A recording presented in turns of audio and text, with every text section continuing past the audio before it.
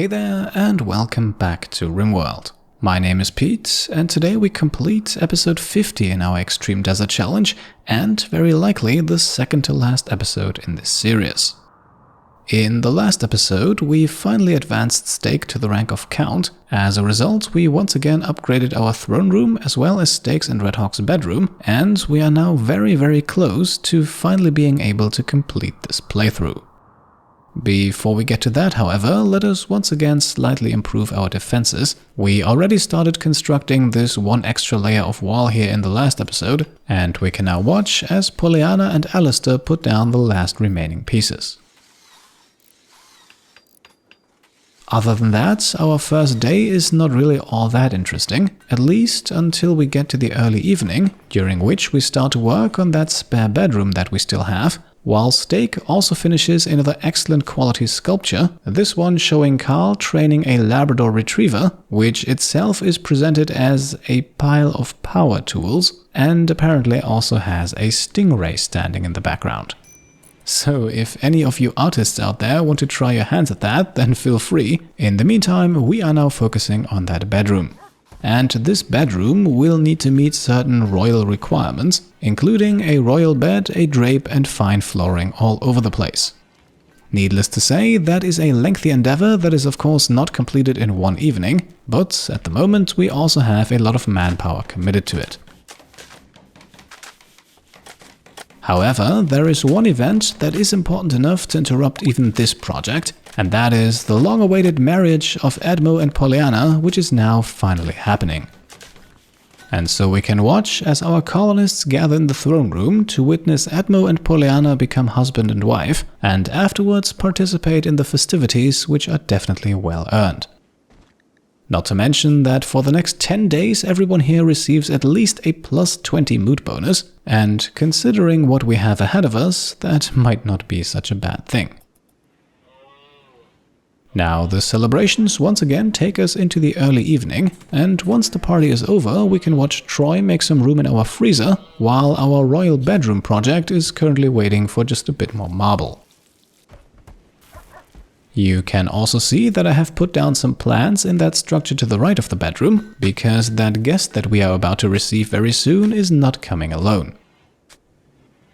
Now what we are creating here are just 4 very simple bedrooms. The mood of the people inhabiting them is definitely not going to be our main concern. The most important thing is simply that they have a place to sleep. And so the rooms here are going to be fairly rudimentary, with not a lot of space or decoration, and instead with plain and functional steel furniture. For the floor we are also putting down just simple steel tiles. Those are actually not that ugly, with a beauty rating of 1 per tile, and considering our current steel reserves we can more than afford them. In the meantime, Stake's latest art installation is also moving into the throne room now, bumping up the impressiveness rating by a few points, hopefully helping us to avoid a drop below 160 in the near future, even if we have guests over who bring in a bit of dirt. Now, speaking of guests, in the evening we can see that our 4 small bedrooms have been finished, and our royal bedroom is also almost done. Before we can complete it though, we have to choose our next research project, as Troy and Carl have just unlocked marine armor. That means we can now produce our own, at least if we are able to acquire a bit more uranium, and for the next one we are going with jump packs, as those can be worn on top of every armor that we have, and the extra mobility might prove to be useful in the coming days. Now, a few moments later we also have a small table installed as well as the last fine tile, and with that we are now finally ready for our royal ascent. And despite the long description here, this quest is rather straightforward. All we need to do is house the Imperial High Stellarch and his entourage for 12 days, at which point he will then invite us to leave the planet with him. During those 12 days, however, we will be facing a hefty amount of attacks, which is why the Stellarch's personal guard is also considered to be expendable. And now that we have proper bedrooms to house all of our guests, let's accept the quest, which results in the immediate arrival of the Stellarch and his 4 companions in drop pods. Now, contrary to the previous description, the Stellarch is actually female, and for the most part she will be unwilling to do any kind of work. She is a serviceable medical practitioner though, so perhaps she can help out there when needed. Her 4 bodyguards, meanwhile, will now actually receive new names from the list of patrons in the naming rights tier and above. However, renaming the Stellarch herself didn't really feel right to me. Our first candidate, now named Fubarli, is of course a good fighter and also very skilled with animals, however also a pyromaniac, so we might want to keep a close eye on her. Bodyguard number 2 now goes by the name of Coda after patron Coda Grizz. Apart from fighting, she actually doesn't seem to be all that useful, as the social skill is likely going to be only rarely used, and she is actually incapable of doing animal work. Moving on, we now have Adriano, once again not that useful outside of combat, and also equipped with the chemical interest trait, so mental breaks might be a problem with him with all of that flake lying around, so let's hope that it doesn't come to that in the first place. Finally then we have Hayley, who seems to be at least a little bit more useful as a doctor and researcher, and with her helping out we should now have 2 people researching at pretty much all times. Just as a brief overview here, a quick look at the work tab. Feel free to pause the video if you want to study that closer, but it basically repeats what I have been saying just a moment ago. Our Stellarch will not really be working much, Hayley will be helping out as a researcher, Adriano will keep himself occupied with hauling, Fubarli will do some artwork and animal handling, and Coda will mostly just chill, at least for the time being. And so we welcome our esteemed guests with Troy cooking up some lavish meals, as our Stellarch is unfortunately rather picky about what she eats. Speaking of her, there are unfortunately a few small issues here that we will not be able to solve, the first being a -4 mood penalty because she wants to wear Stellarch-specific apparel. Now, I am actually not quite sure which clothing item here is the issue, but we won't be able to solve it anyway, as her entire equipment is locked and cannot be changed. She also receives a -5 mood penalty from an old gunshot wound, and once again, there is little we can do about that. On top of all that, we need to keep her mood above 25%, but even with those penalties we should be able to do that, as again she will be spending all of her time enjoying herself. We are, by the way, also planting just a bit more rice here. I have made some calculations and 4 additional basins should be enough, keeping in mind that 3 of the 4 bodyguards actually require fine meals, because they also have a slightly higher royal title. Now, in anticipation of the raids that will inevitably come, we now have Atmo make a tough skin gland here, an artificial body part which grants its wearer a bit more protection at the cost of an ever so slightly reduced movement speed. There are also 2 more powerful versions of this available, like the Stone Skin and Armor Skin gland, but those come with a beauty penalty and I don't think we need to go that far. Just as we are then about to improve our kill box with a few traps, the first raid already comes in, as we have pirates and drop pods arriving, eager to dig through our defenses. There are 3 groups of them, a small one with 7 people in the middle of the map, then a larger one with 15 hostiles to the west right next to the steakhouse, and another smaller one consisting of 8 enemies. Now, the one from the middle is actually the one that reaches our base first, and we are well prepared for the attack with 10 people armed and ready and opening fire.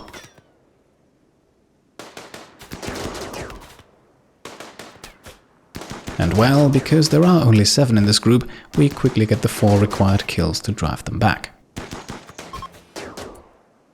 We can see though that the 8-person group is moving past towards our eastern wall, while the other 15 get caught in a vertical pulse and in some more crossfire. It looks as if most of the enemies remain unfazed by that though, as we do get a few kills from the disoriented pirates, but the rest seems eager to breach our defenses elsewhere. And so we quickly relocate half of our defenders to take out the enemy grenadier, and with success, but now the tough part of the fight begins as the rest of the attackers pile in. Luckily, we have already taken down a few of them with our other group to the south, so it doesn't take too long to send this big group fleeing as well, although unfortunately Steak and Poliana suffer some injuries in the process.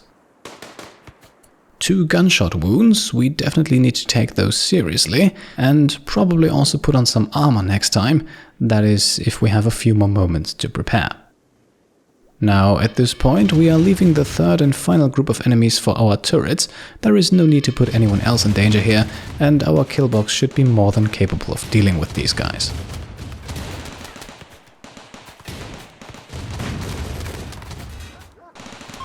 And indeed, there we are, all enemies are now either down or dead, so with Steak and Pollyanna receiving some first aid, we can catch our breath, at least for now.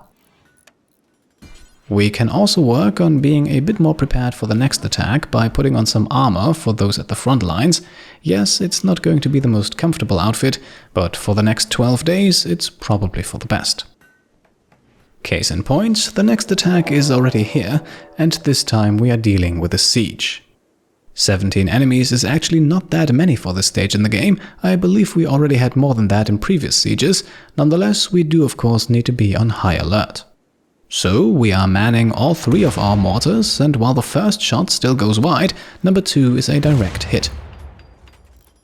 A little later then, we can watch this lucky strike right here, hitting some of the enemy mortar shells and causing a huge explosion. And a few rounds after that, we even managed to destroy one of the enemy mortars completely. And things get better still. Just as our enemies finish constructing their mortar, a group of friendly travelers pass by, and for some reason picks a rather convenient path, leading them straight into a firefight with the pirates. Unfortunately for our visitors though, the fight is fairly lopsided, but at this point we gladly take all the help we can get, and our enemies are definitely suffering a few injuries here.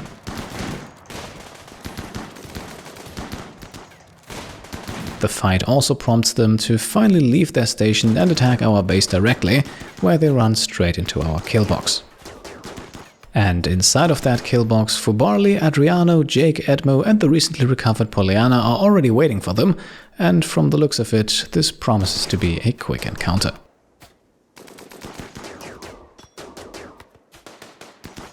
This fight definitely showcases that having this firing station as the first stage of our kill box is very useful. Yes, I am sure that our turrets would have been able to handle this as well, but why spend precious turret ammunition if you can also do it the old-fashioned way?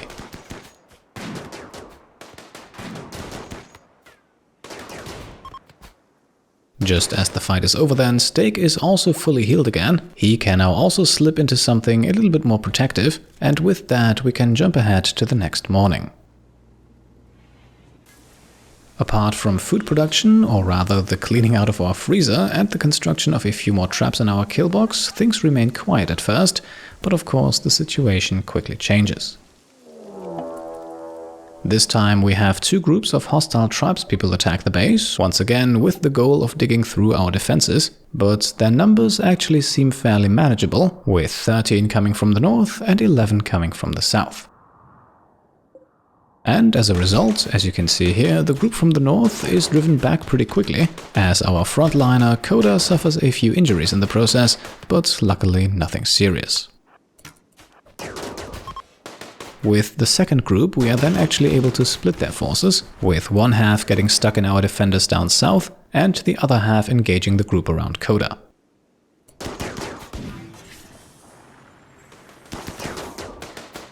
Needless to say, that is a recipe for fast success, and so a few moments later the last tribalist flees and the threat is over.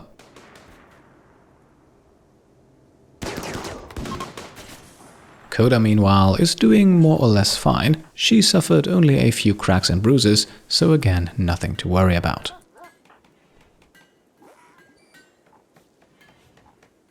In the late afternoon, she is then also already fully healed again, and shortly after, another night slowly sets across the desert.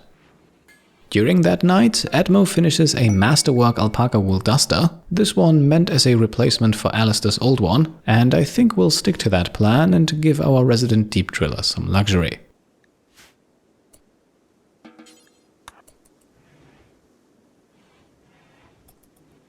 Steak, meanwhile, spends his night doing corpse cleanup, burning them away inside and outside of the base, which is definitely going to be much faster than manually cleaning everything up, not to mention that it also quickly destroys all of those useless weapons that we have absolutely no need for.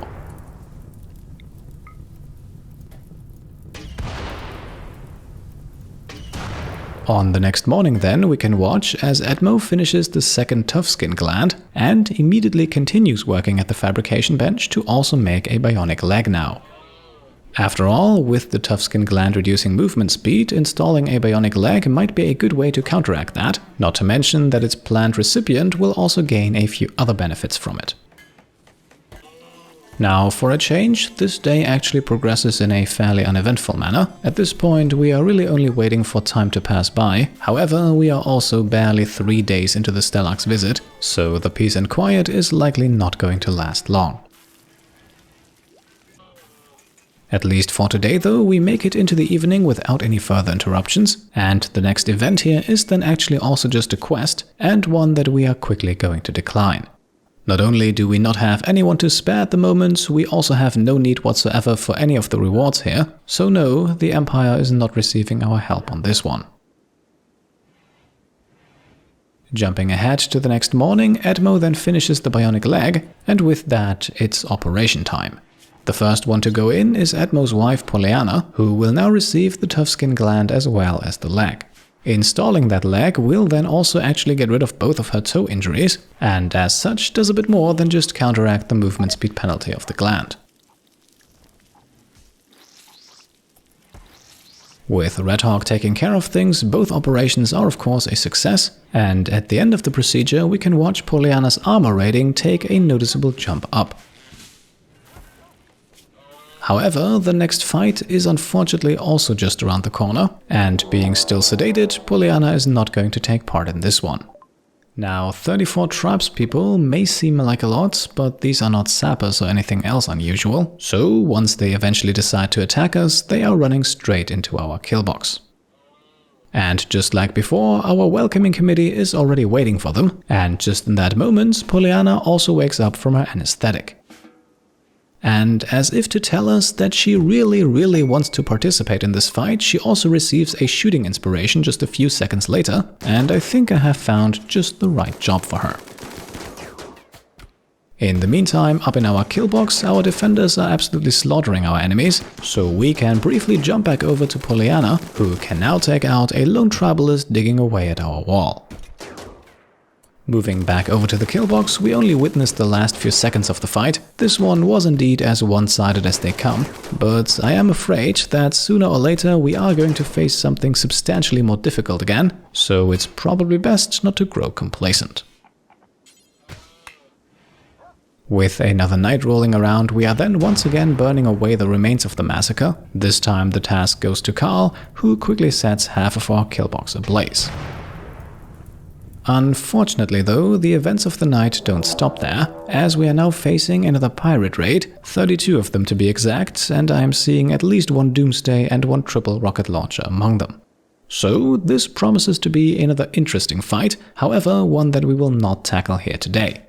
Instead, we are saving it for the next episode and end this one on a bit of a cliffhanger, and so as our enemies are slowly approaching and our kill box is still burning, we are making the cut for today. To wrap things up, I am also once again very happy to be able to present you with some fan art. The first one here comes from Chrysaor, who has titled it "The Sad Life of an Abandoned Mechanoid just a few clicks away from the steakhouse," referring to that quest from the last episode where we more or less ignored the mech cluster, and who knows, maybe seeing our shuttle pass by and eventually vanish off into the distance awoke something in one of them. Art piece number 2 then comes from Tony Murchison, a 3D render of Steak in his throne, and not only does it look fantastic, no, it is also once again 3D printable. You can find a Thingiverse link down in the description and the comments below. So thank you to both of you, and before we go, one last very important bit of information, because I am actually going to be on holiday for the next week, which means that the release of the long-awaited grand finale of the series is likely going to take a few more days than usual. I do want that finale to do the series justice though, so we might perhaps once again play around with multiple endings, and I also have some new Steakhouse merchandise in the making that I would like to release alongside the last episode, and all of that of course takes a while. You know the drill, Pete Complete is all about quality over quantity. So don't worry when you don't hear anything from me for the next week or so. I am taking a week off and will return with the grand finale very soon. In the meantime, I hope you enjoyed today's episode, and if you did, then I would be very happy if you could leave a thumbs up. If you like what I'm doing, you can also support me and my channel further by subscribing to stay up to date, by grabbing some merch over on shop.petecomplete.com, or by checking out and maybe even pledging to the Pete Complete Patreon. Thank you all for watching, and I'll see you next time. Cheers.